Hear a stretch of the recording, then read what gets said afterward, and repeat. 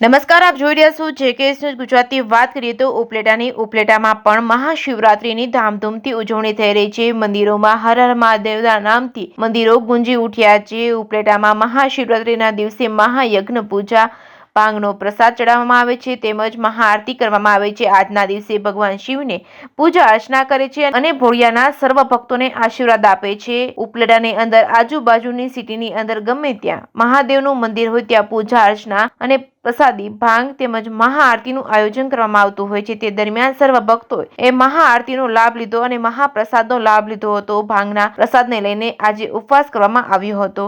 વહેલી સવારથી જ શિવાલયોમાં ભક્તોની લાંબી લાઈનો લાગી છે દર્શન માટે. જેકેએસ ન્યૂઝ ગુજરાતી સાથે અર્શી આહિર, ઉપલેટા. હર હર મહાદેવ, જય સોમનાથ. ઉપલેટા જયેશભાઈ ત્રિવેદી, શ્રી બડા બજરંગ રામ મંદિર, ઉપલેટા.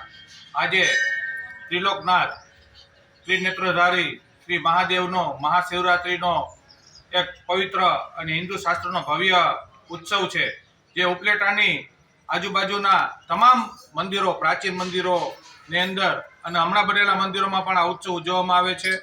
આ ઉત્સવ નિમિત્તે હજારો ભાવિ ભક્તોએ મંદિરની સવારના પોરથી બડા બજરંગ રામ મંદિરમાં શિવજીને શીશ નમાવી અને બિલીપત્ર, રુદ્રાભિષેક કરી, દૂધ અભિષેક કરી અને ભગવાનને પ્રાર્થના કરી હતી. અને આ પ્રસંગ એટલે મોટામાં મોટો શિવજીનો પ્રસંગ કે જે ભગવાન પ્રસન્ન થાય છે. અને ભગવાન ભોળોનાથ તો એવો છે, માત્ર એક જળનો લોટો અને એક બિલ્લીના પાનથી પણ પ્રસન્ન થાય છે. એવા પર્વ ઉજવવા અમારા બડા બજરંગ મંદિરમાં હૈયું દળાય છે. આજ રોજ બડા બજરંગ શ્રી રામ મંદિર ખાતે ભગવાન મહાદેવજીને ભાંગનો પ્રસાદ વિતરણ કરવામાં આવશે, તેમજ આવેલા ભક્તોને પણ ફરાળનું પ્રસાદ વિતરણ કરવામાં આવે છે. અને અમારું આ સમગ્ર ભાવિક ભક્તોને અને પૂજન કાર્ય અમારા પરમ પૂજ્ય કિશનજી મહારાજ દ્વારા કરવામાં આવે છે.